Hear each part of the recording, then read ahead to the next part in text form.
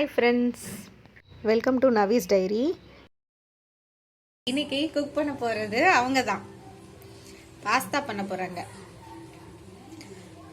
First கடாயில் தண்ணி வச்சுட்டாங்க, அதுக்கப்புறம் உப்பு.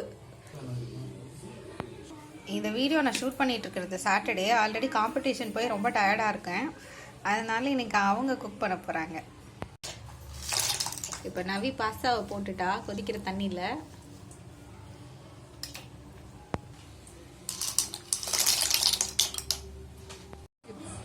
பாஸ்தாவில் மசாலாவும் சேர்த்தாச்சு, அது கொதிச்சிட்ருக்கு நல்லா. சாட்டர்டே நைட்டு நாங்கள் பாஸ்தா தான் சாப்பிட்டோம்.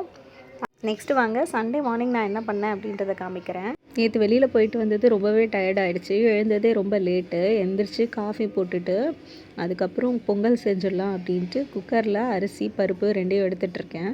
வழக்கம் போல் எல்லா வேலைகளும் இன்னும் முடியலை. இப்போ தான் ஃபஸ்ட்டு குக்கரில் வச்சிடலாம் அப்படின்ட்டு குக்கரில் தண்ணி ஊற்றியாச்சு, கொஞ்சம் சீரகம் போட்டாச்சு, அதுக்கப்புறம் உப்பு சேர்த்துக்க போகிறேன். கொஞ்சமாக பெருங்காயம் போட்டுட்டு அதுக்கப்புறம் சிகப்பு மிளகா ஒன்று கிள்ளி போட்டுட்டேன். ஒரு 2 கொத்து கருவேப்பிலை. குக்கரை நல்லா மூடி விசில் போட்டுடலாம். அது வெந்துட்டுருக்கட்டும். அதுக்கப்புறம் ஒரு வேலைகளாக பார்ப்போம். இன்றைக்கி மற்ற வேலைகளும் இருக்குது. இப்போ பொங்கல் ரெடி ஆகிடுச்சு. தேங்காய் சட்னியும் அரைச்சிட்டேன். இப்போ தான் வீடை கூட்ட போகிறேன். கூட்டிடலாம். கூட்டிட்டு எல்லாத்தையும் ஓரமாக ஒதுங்க வச்சிடலாம்.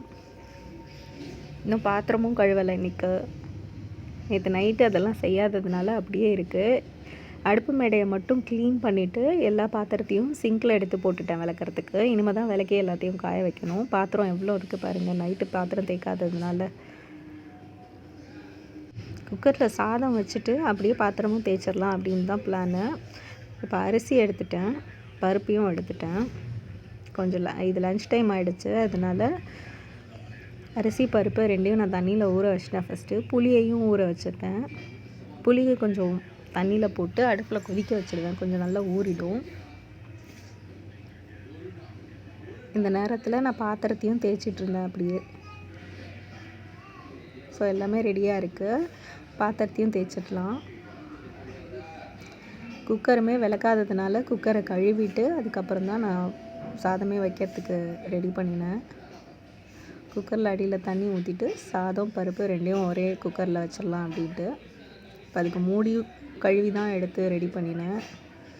மூடியும் போட்டாச்சு. இது மேலேயே பருப்பையும் வச்சிடலாம். இப்போ குக்கரை மூடிடலாம். மூடிட்டு விசில் போட்டுடலாம். இது வெந்துட்டுருக்கட்டும். ஸோ நம்ம ஒரு பாத்திரமாக கழுவ ஆரம்பிப்போம்.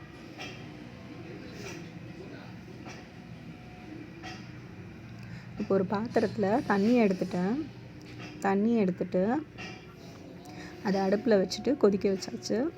தண்ணி கொதிக்கட்டும், அதுக்குள்ளே காயை கட் பண்ணிடலாம். இன்றைக்கி நான் பரங்கிக்காய் சாம்பாரும் சௌச்சௌ கூட்டும் தான் செய்ய போகிறேன்.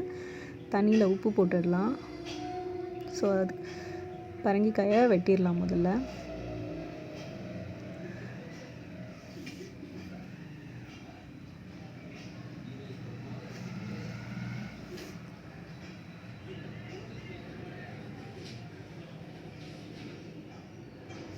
ஸோ பரங்கிக்காய் தோலை நான் நீக்கிட்டு கொஞ்சம் கொஞ்சமாக கட் பண்ணிடலாம். கட் பண்ணிவிட்டு கொதிக்கிற தண்ணியில் போட்டுடலாம். சாம்பாருக்கு அது கொதிச்சிட்ருக்கும்.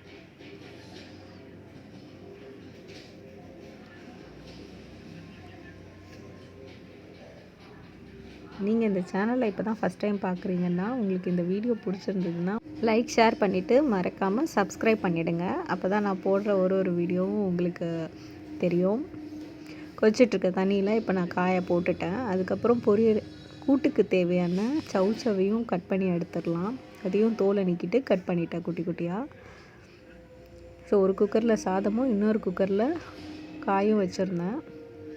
சௌச்சவ் கூட்டுக்கு வெந்நீரில் காய போட்டுட்டேன். கொஞ்சம் சீரகமும் மஞ்சத்தூள் உப்பு எல்லாமே போட்டுட்டேன். நான் காலையில் பொங்கலுக்கு செஞ்சுருந்த தேங்காய் சட்னி கொஞ்சம் எக்ஸ்ட்ராவே இருந்தது. நான் தேங்காய் அரைச்சி ஊற்ற போகிறதில்ல, அதவே யூஸ் பண்ணிக்கலாம் அப்படின்ட்டு காயில் கொஞ்சம் வெங்காயமும் கட் பண்ணி போட்டுட்டேன். ஸோ புளியை ஊற வச்சது நல்லா ஊறிடுச்சு. அதையும் கரைச்சிடலாம். சாம்பாருக்கு தேவையான மிளகாத்தூள் மஞ்சத்தூள் உப்பு எல்லாத்தையும் நான் இன்னொரு பாத்திரத்தில் ரெடியாக வச்சுருந்தேன். இந்த காயை இறக்கின உடனே இதை சாம்பாரை வச்சிடலாம் அப்படின்ட்டு புளியையும் கரைச்சி அதிலே ஊற்றிட்டேன். இப்போ பருப்பு வேக வச்சுருந்ததும் ரெடியாக தான் இருக்குது. இப்போ காய்க்கு தேவையான தேங்காய் சட்னியை நான் அதிலேயே ஊற்றி மிக்ஸ் பண்ணிவிட்டேன். அது நல்லா கொதிக்கட்டும். இதுக்கு தாளிக்கிறதுக்கு ஜீரகம் மட்டும் போட்டுட்டு தாளிச்சிட்டேன். இப்போ தாளித்த அதே கடாயில் சாம்பாரும் வைக்க போகிறேன். சாம்பாருக்கு தேவையான ஜீரகம், கொஞ்சமாக வெந்தயம், பெருங்காயம் அதெல்லாம் போட்டுட்டேன். கடுகு இல்லைன்னு அதனால் அது மட்டும் போட முடியல. வெங்காயம் பச்சை மிளகாய் போட்டுட்டு அதுவும் நல்லா வதங்கட்டும். வதங்கினதுக்கப்புறம் கரைச்சி வச்ச புளியையும் அதிலேயே ஊற்ற போகிறேன். இப்போ வெங்காயம் நல்லா கலர் மாறிடுச்சு. ஸோ புளித்தண்ணி இதில் ஊற்றிடலாம். ஸோ ரெடியாக மிக்ஸ் பண்ணி வச்சுருக்க புளித்தண்ணி எல்லாத்தையும் இதில் ஊற்றியாச்சு. சாம்பார் நல்லா கொதிக்கட்டும். பருப்பும் ரெடியாக நல்லா வெந்துருச்சு. பருப்பையும் மிக்ஸ் பண்ணி ஊற்றியாச்சு. ஃபைனலி சாம்பார் இப்படி தான் இருந்தது. இன்றைக்கி சண்டே எனக்கு இப்படி தான் போச்சு. உங்களுக்கு இந்த வீடியோ பிடிச்சிருந்ததுன்னா மறக்காமல் லைக் ஷேர் பண்ணிவிடுங்க. சேனலை சப்ஸ்கிரைப் பண்ணிவிடுங்க. இன்னொரு வீடியோவில் சந்திப்போம்.